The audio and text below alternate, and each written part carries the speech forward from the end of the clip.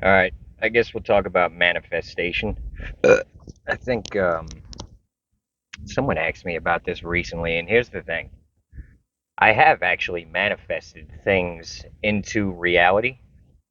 The issue is I couldn't say exactly how I did it, but I can give you a rough outline, and I guess, you can use that to try to do it yourself, I suppose. Now, they got that book called The Secret or whatever. I've never read it, but from what I can tell, it seems a lot of people think that it's just positive thinking. You just think positive, and that'll help, I'm sure. And I guess in a way that was part of it. So, but here's the thing. I believe the part of the mind that actually does the manifesting is it's so buried deep in the subconscious that you can't control it directly, but you can control it indirectly. Now, I'm speaking for myself. I'm sure there's people who are so connected with, you know, every aspect of their being that they can probably just manifest things instantly. In fact,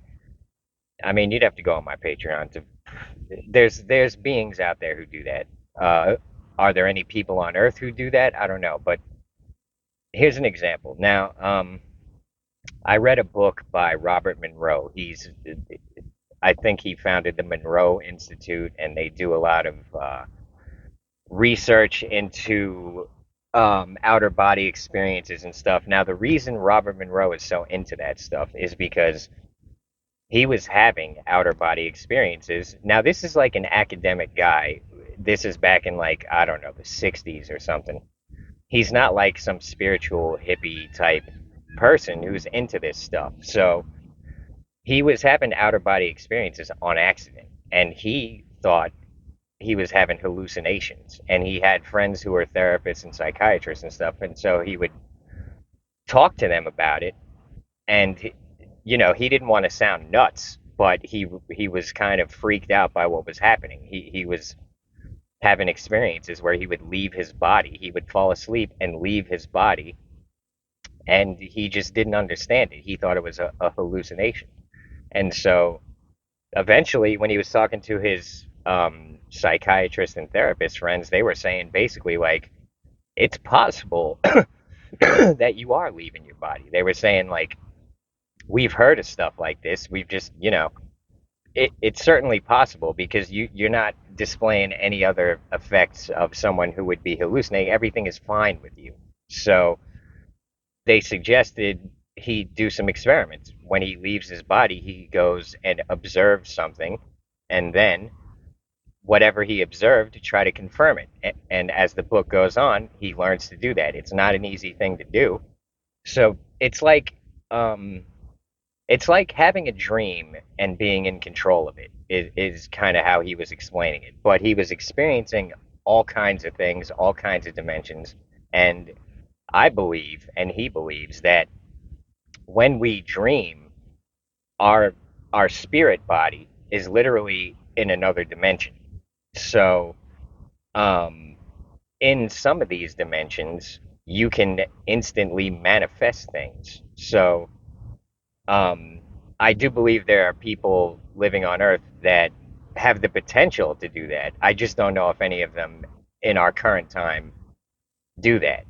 Um, because here's another thing a lot of people don't realize. We're living in a dystopian future where the bad guys are in control, and they're doing everything in their power to keep you at a low vibration where you won't be able to do these things. And it's a very complicated situation, and the details are on my Patreon. I believe it 100%. I mean, the deeper you go into this stuff, the more obvious it becomes. You see it everywhere. And at this point, it's so obvious to me that evil people are in control. It's really not that simple. It's not that they're just, um, there are people who are. Is this a wasp coming to start a fight with me? Bro, get your ass up out of here. Like, I don't have no spray. I don't have no weapon. I'm not playing with him this time. If he messes around, I'm gonna just give him a smack, bro, with my poncho, with my shelter. I'm gonna drop a house on his head if he plays around. So now, what the hell was I just saying? Okay, so yeah, now it couldn't be more obvious to me that the wrong people are in control of our societies. Here's the good news: their time is running out. We It may not seem like it, but we're winning. Reality functions in a way that it's hard to believe, and it's mainly because you grew up in a society that has been keeping it from you, the real truths.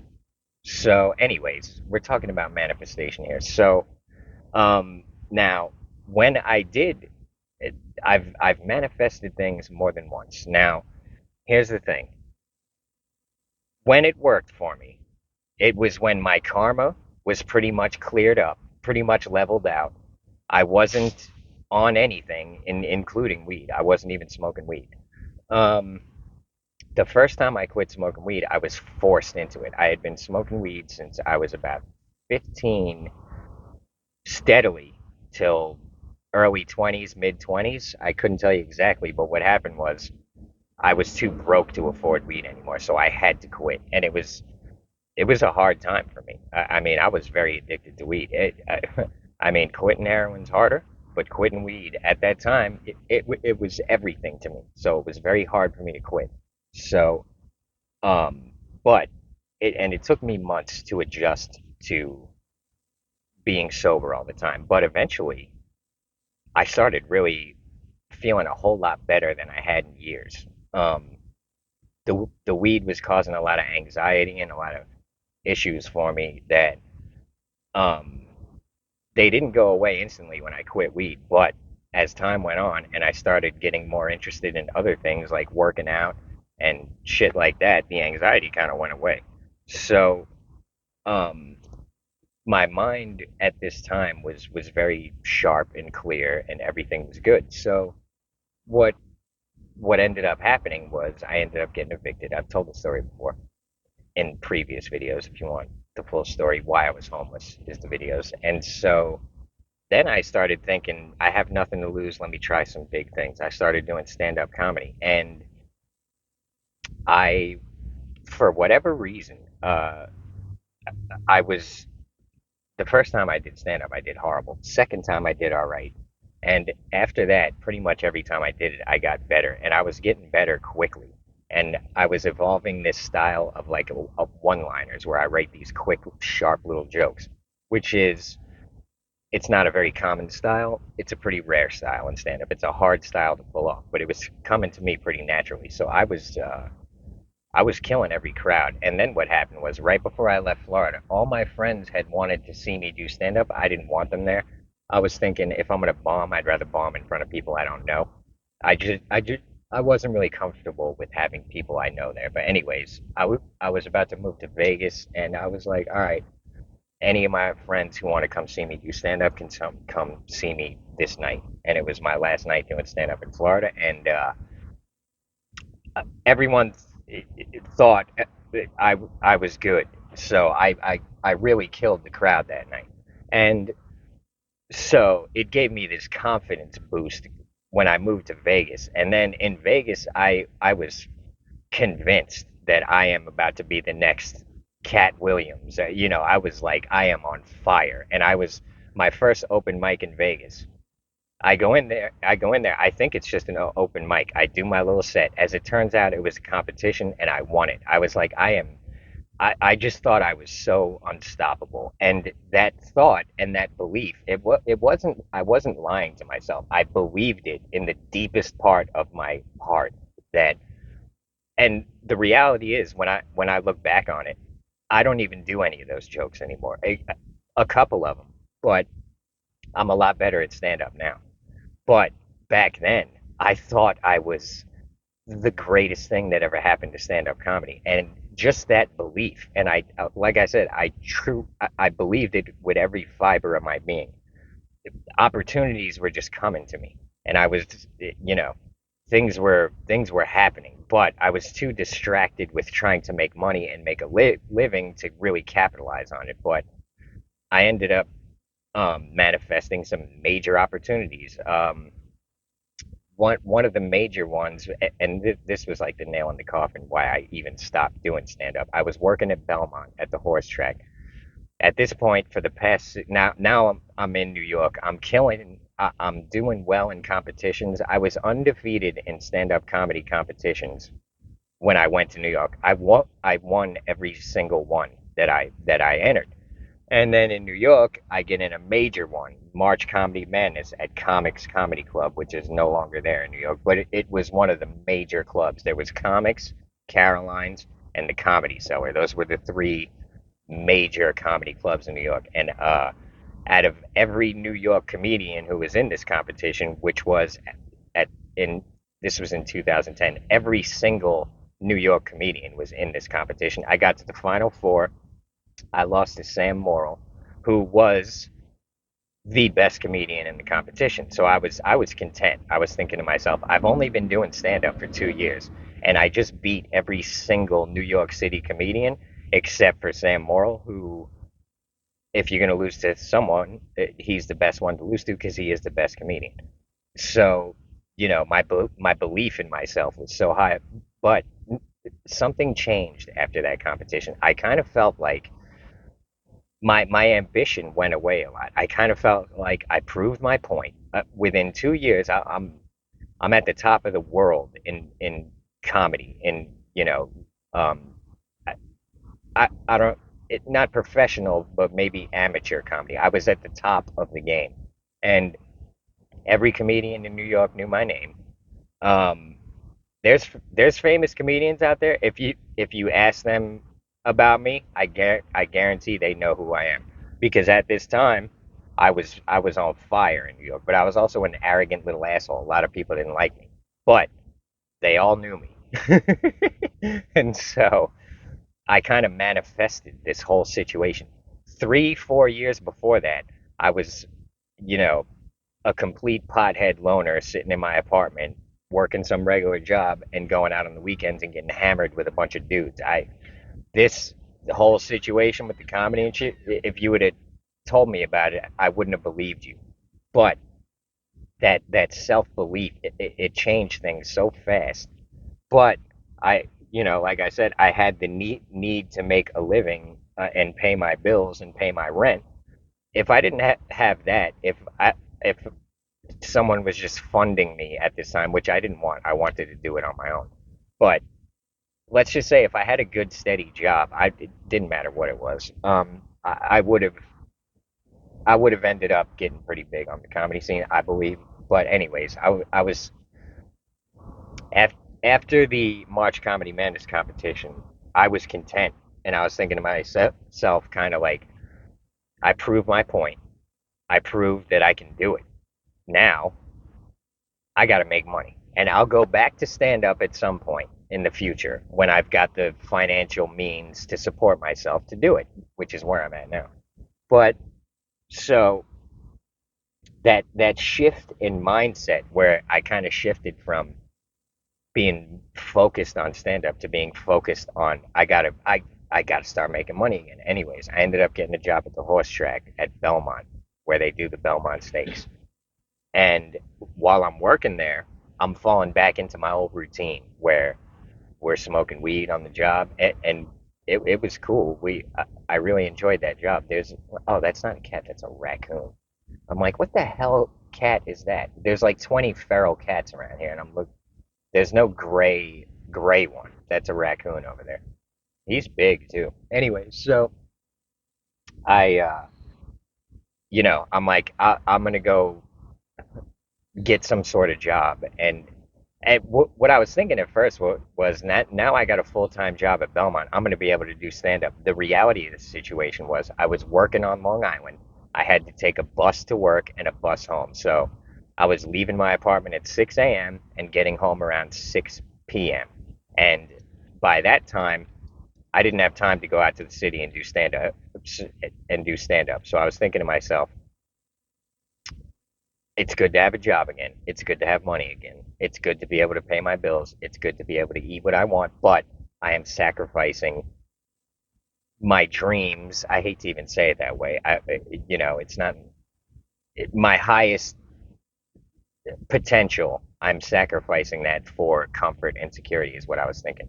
So, um, you know, so I started thinking real heavy about quitting that job. And then what happened? This was the nail in the coffin. While working at Belmont, I was only doing one open mic a week. It was at the Creek in the Cave in Long Island City. She moved that to Austin now. It was a good club in New York. If you're gonna do one open mic in New York, that was the one to do. The Friday night at the Creek in the Cave. It was a hot one.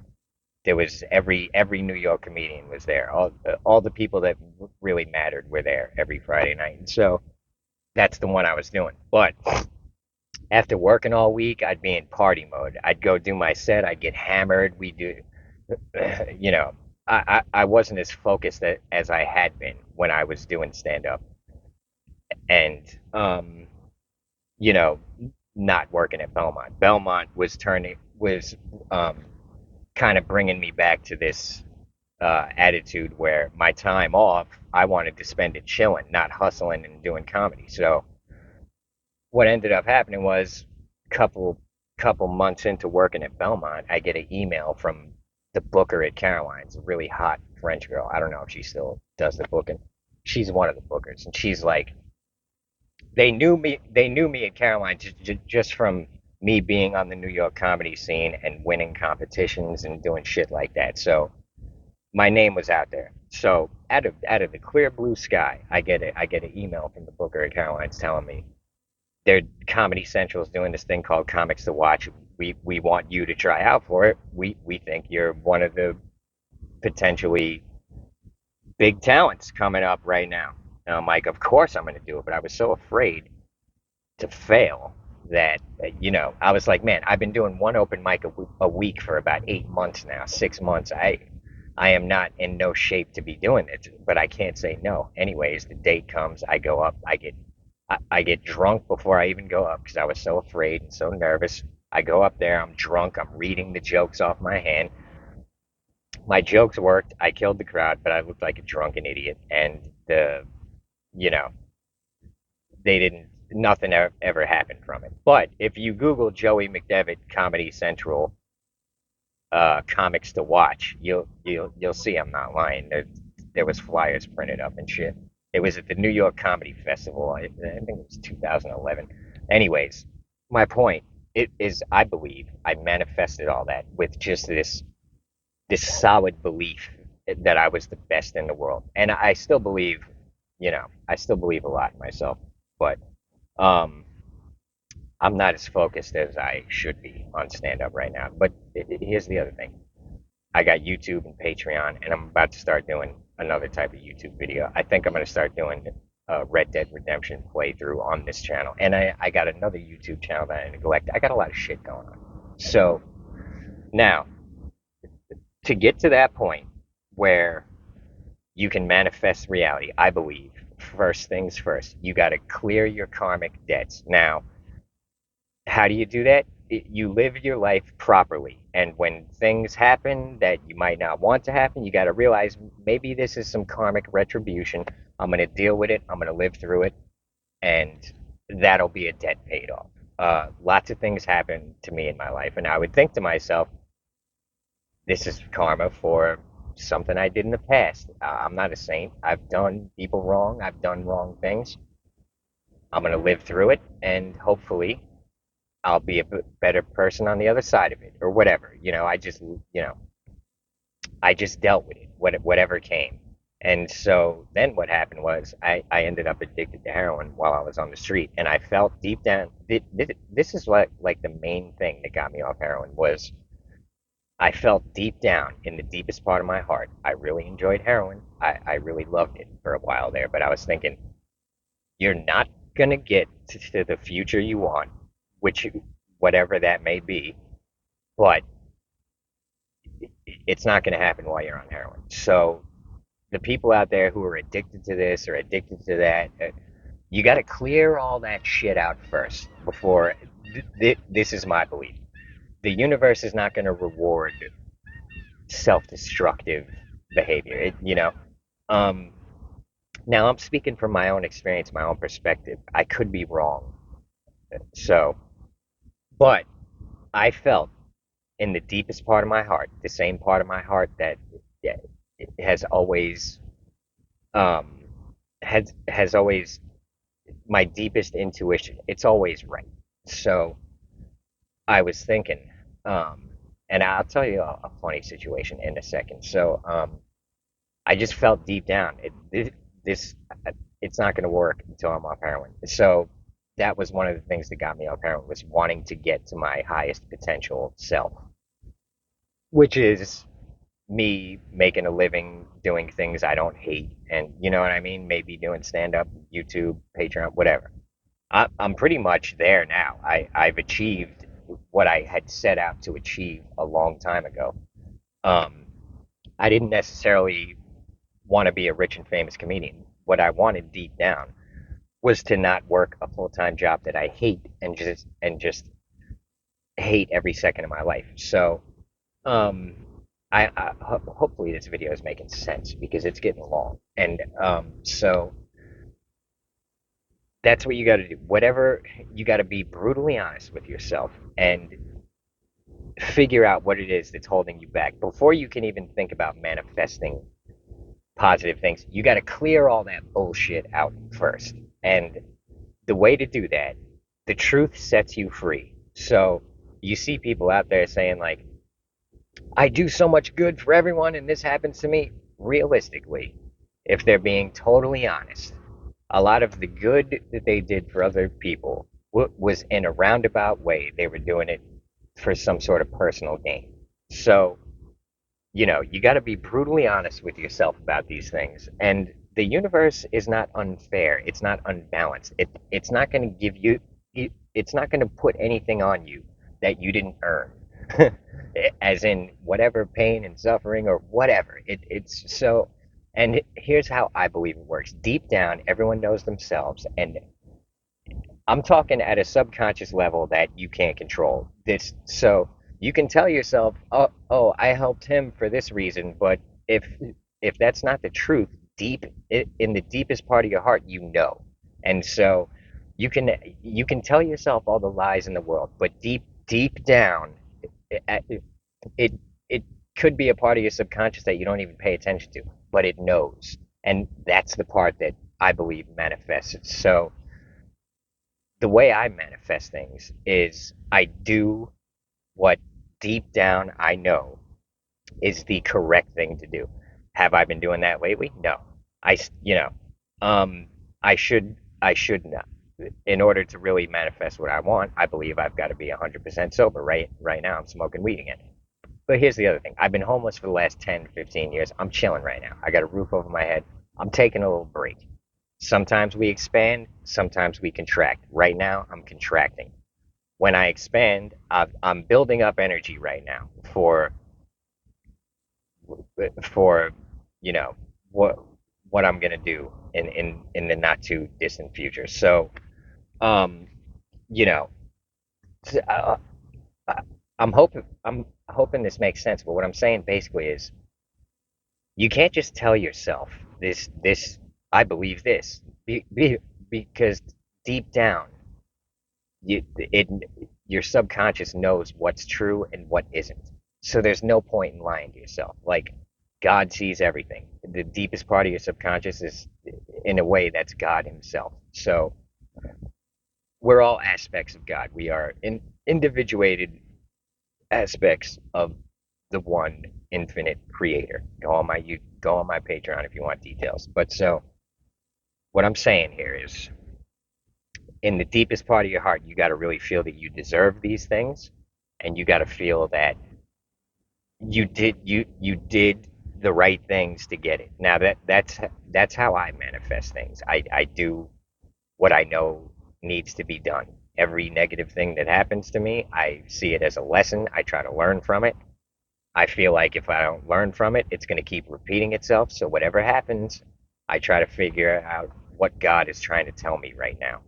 So, um, and once you clear out all the bullshit and all the smoke and mirrors and you're in touch with the deepest parts of your subconscious, that's when you can start manifesting things. And here's the other thing. Now, you also got to realize that I believe I kind of manifested this whole YouTube thing.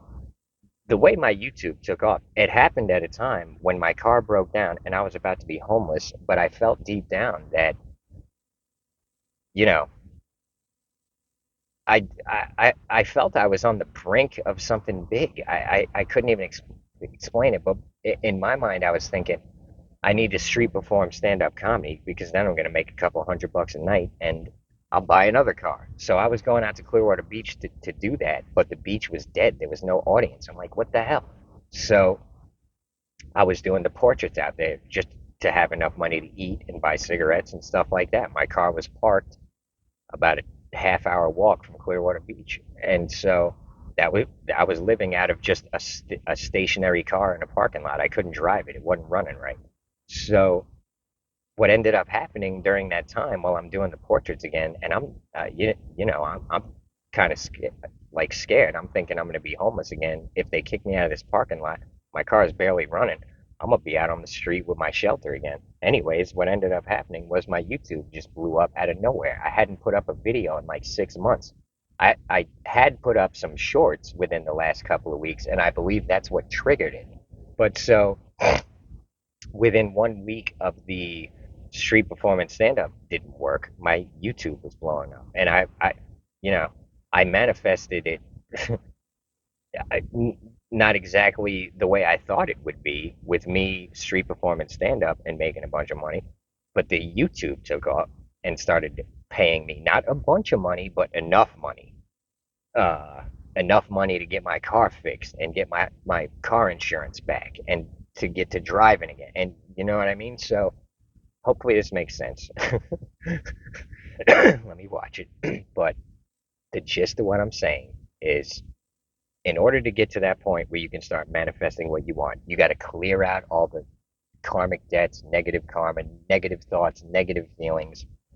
All that shit's got to be cleared out. Just, you've got to, and look, like I'm only speaking from my own experience because I know there are negatively polarized people out there who do evil left and right and they still succeed. So I, you know, I'm not a negatively polarized person. I'm very much positively polarized at the high end of it. So it's hard for me to understand the negative polarization. You know what I mean?